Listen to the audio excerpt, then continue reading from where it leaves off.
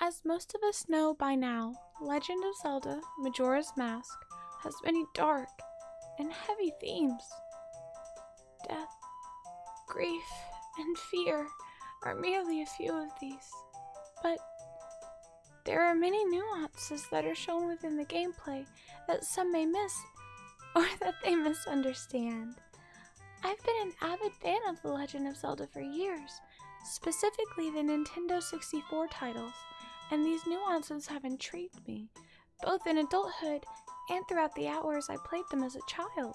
Many, many hours of my childhood. Video games develop hand-eye coordination and make kids into better human beings. Now, I'm no psychologist. I have no PhD, and I'm not in any institution to be in one.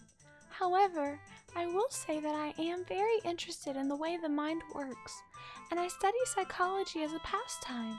So, while I continue this, I urge you to research for yourself, because this is merely speculation and opinion within the limits of my own research. With disclaimers out of the way, let's dive into the psychological nuances of Majora's Mask. The first subject I want to explore is a pair of characters that, for anyone else, would merely be a side character, just someone that gives you the quest you must go on as Link, the Deku King and his butler. First, a bit of backstory is in order. Woodfall is most likely the first place the player travels to after Link returns to his normal self. Since he now has the Deku mask, he has an easier time traversing the environment of Woodfall, making it laughably simple to gain entry into the Deku Palace. In the royal chambers of the palace, a monkey has been tied to a pole. A monkey who has apparently kidnapped Deku's beloved princess. The monkey has a different story though, stating to anyone who will listen that the princess is in danger in the Woodfall Temple. In his anger, the Deku King won't hear any of the foolish monkey's words, although the butler has taken his warnings into account. This is an interesting topic to ponder over, and that really steams my dumplings. How worry and panic can make one think and act irrationally. In this case, it was the king full-heartedly believing that his monkey has kidnapped his darling daughter. His subjects only fan the flames, with one saying they witnessed the two going into the temple firsthand, and another stating a rumor that the monkey ate her. The Deku King here is feeling fear, anxiety, frustration, and worry for his daughter, and his only clue as to her whereabouts and her fate are with the monkey he's held hostage. However, blinded by these emotions, he's become deluded into believing, in part thanks to his subjects, that this monkey is the culprit. Now, delusions mixed with anger, thanks to other underlying emotions, is not only fascinating, but complex. There's no easy way to explain what would be going on in the Deku King's mind, but I will do my best. Surprisingly, there's not much research regarding delusions and anger. However, I did manage to find enough information to possibly make my case here, and my case is this. Thanks to environmental stressors, his own fears, worries, and anxieties over his daughter, I believe the Deku King is suffering from a brief bout of psychosis. The princess even states that her father does such rash things when he's worried about her. He may even go through these psychotic episodes anytime his daughter may be in danger, or when he perceives that she's in danger. This devolves into anger aimed at the threat due to these delusional beliefs, and it's a key factor that would explain the association between his delusion that his daughter was kidnapped by an innocent monkey who was just trying to help, and the violence of punishing him for his non-existent crimes. even though it's not direct, this delusional type of anger does have a complex relationship with violence. Many things must stack up in just the wrong way to get to a point this crucial. In the end, the stress over his daughter and the delusion of her kidnapping, anger and violence were the consequences of those feelings. If Link were to leave the Deku Palace be, the fate of the monkey would be a cauldron. What a scary thought.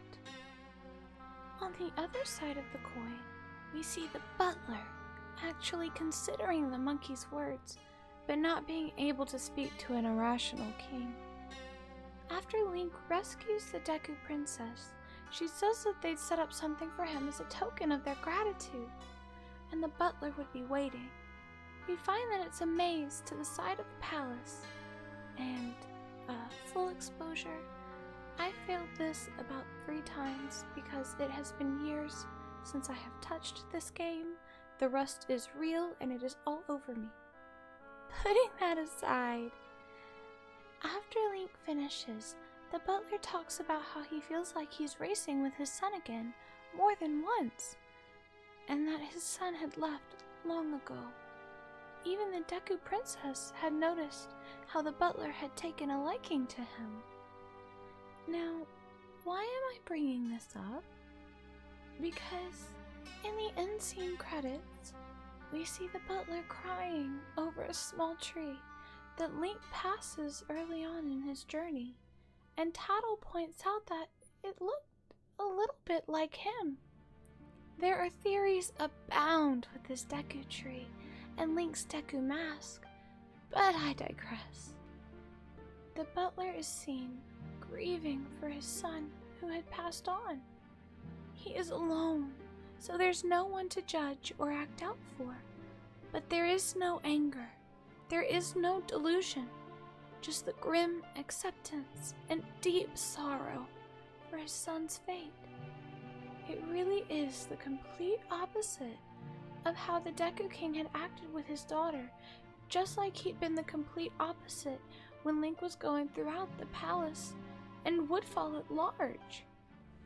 What I'm trying to say is, there are many different levels and reactions to stress, to fear, to anxiety, and these two are very good examples of that. One whose temper and delusions got the better of him, and another who realized that the fate of his son couldn't be changed, even with all of the anger or tears in the world.